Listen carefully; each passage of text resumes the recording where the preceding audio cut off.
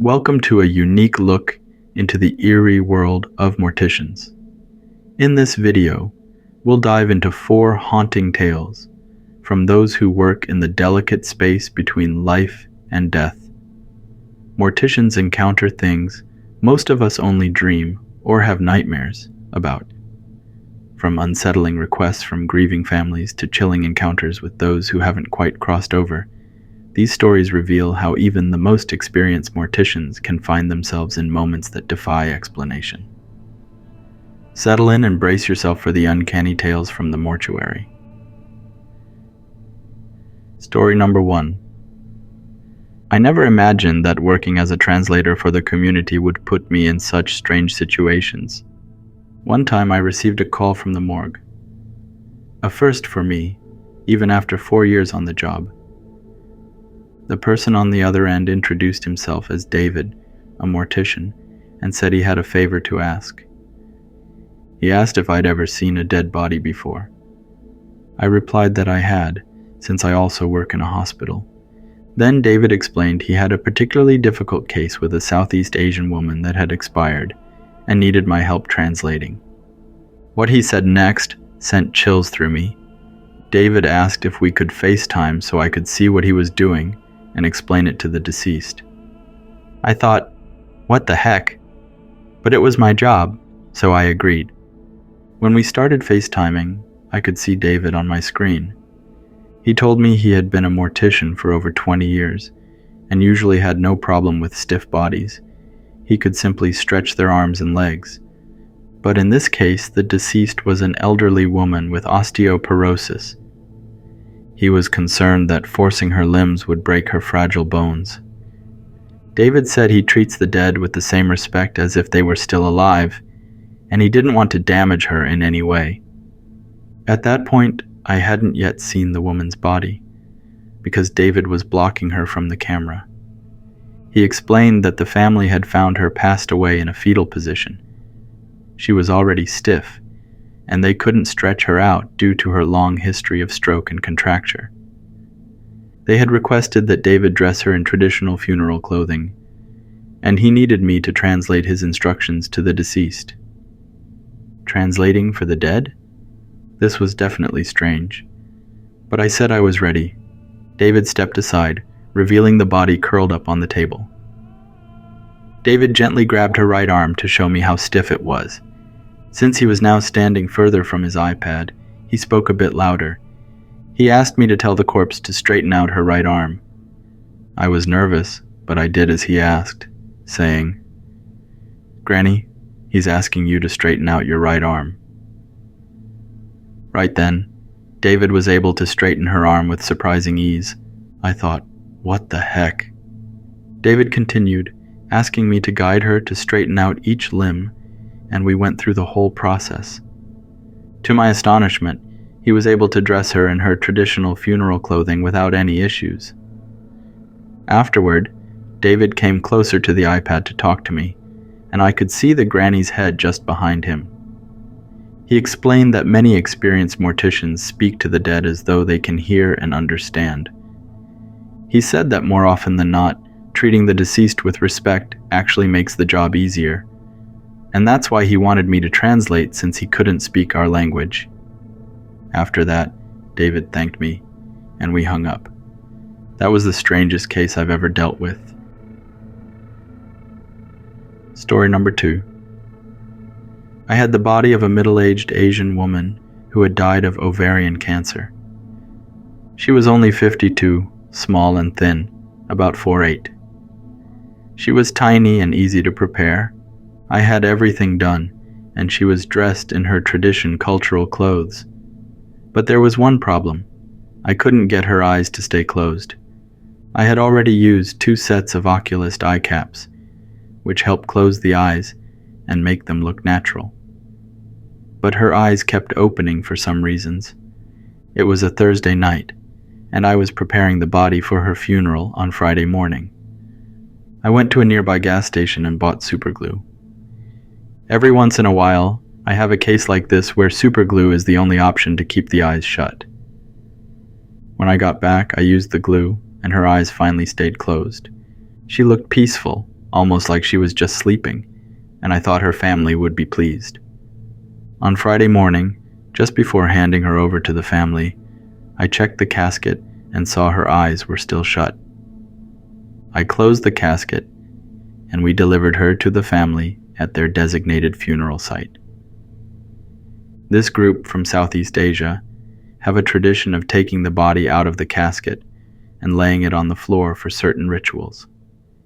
When I opened the casket, though, everyone looked shocked. Her eyes were wide open, with the white oculist eye caps visible and some dried glue on 2 of her fingers for some reasons. It didn't look good. I told the family to give me a moment. I put on gloves and carefully removed the eye caps and glue as best I could. I explained to them that I'd had difficulty keeping her eyes closed and asked if I could try one more time. Her husband was present, and he told me it was okay. He said I didn't need to try again. Instead, he sent someone to get their son, Lee, who was waiting outside. When Lee came in, they spoke to him in their native language. I didn't understand, but I heard his older sister say to him in English, "What are you so afraid of? She's your mother." I saw Lee say something to his mother in their language. Then he gently placed his palm over his mother's eyes and slowly closed them.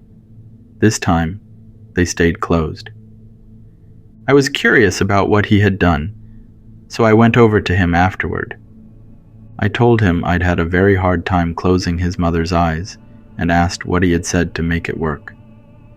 Lee explained that 4 years ago, he had married a Chinese woman, which his mother didn't approve of.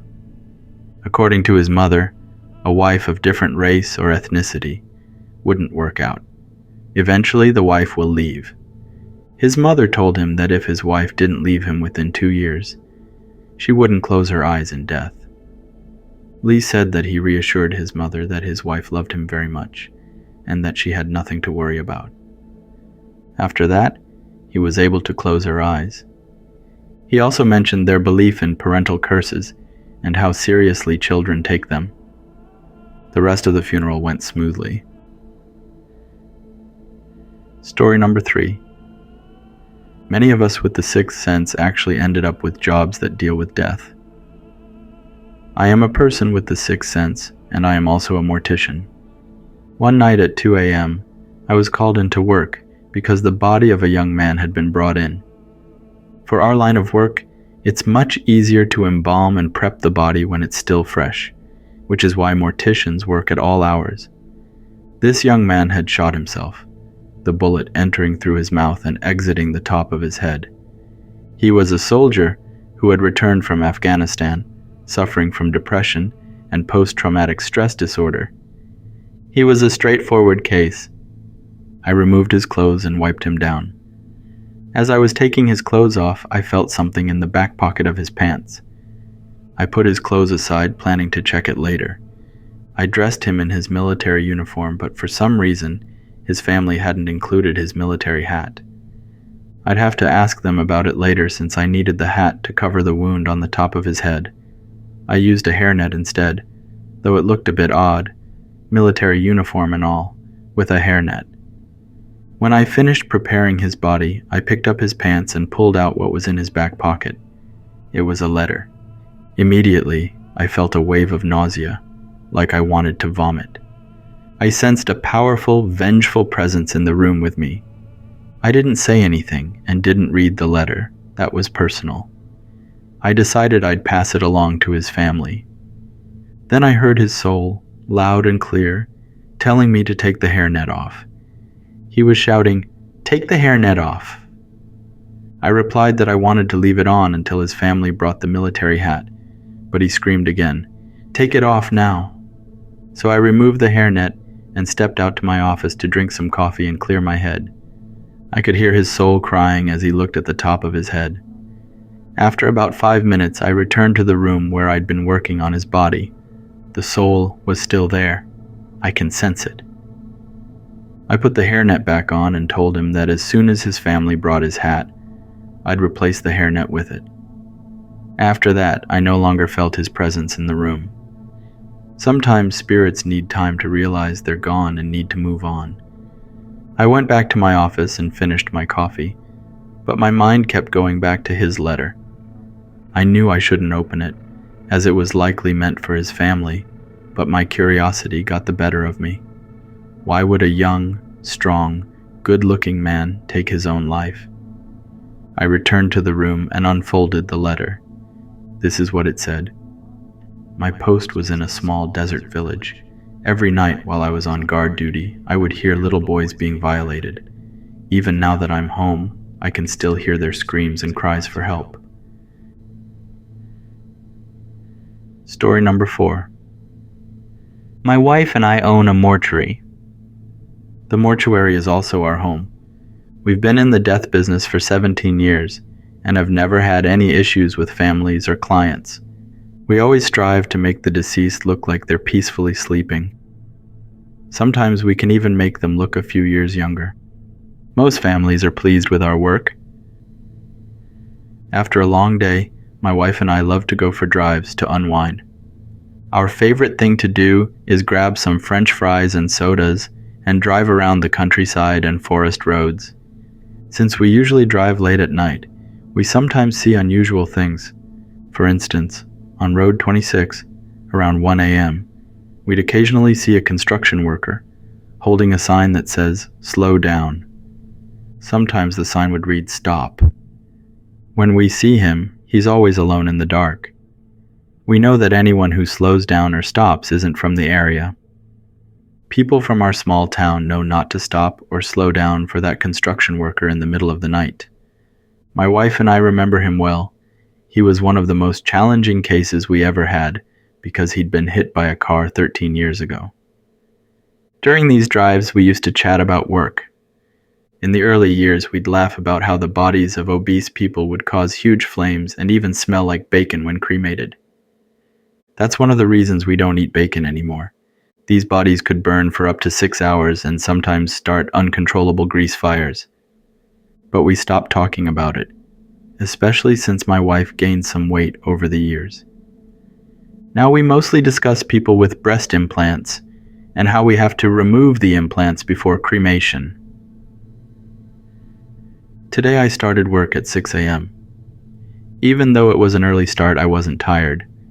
After work, my wife and I went out for another drive. Probably our very last ride together. Ever since she discovered I'd cheated on her with our housekeeper, she barely speaks to me anymore. We used to have endless conversations on these drives, but tonight she didn't say a word. I was the only one talking, while she just stared out the window. As I kept talking, tears started dripping down my face. I asked her to forgive me, but she stayed silent. I regretted everything. She was the woman who supported me through everything, who gave me her all, who made me the man I am today. It was a quiet night, with a full moon. We took our usual country road, but when we reached Road 26, we didn't see the construction worker. My wife looked beautiful, sitting there in the passenger seat, looking at least 5 years younger with her long lashes and thick hair. She reminded me of the woman I first fell in love with. When we got home, my son Jack and his wife Amy were waiting in the parking lot. They helped me take my wife inside and lay her down. Afterward, I asked Jack and Amy if they liked bacon. They said they loved bacon. I told them to leave if they loved bacon. After they left, I locked myself in the room with the cremation chamber with my wife on the table. The room smells like bacon for 6 hours, surrounded by pictures of my wife. That's all for this video. Thank you for making all the way through and supporting my stories. Have a wonderful day or night.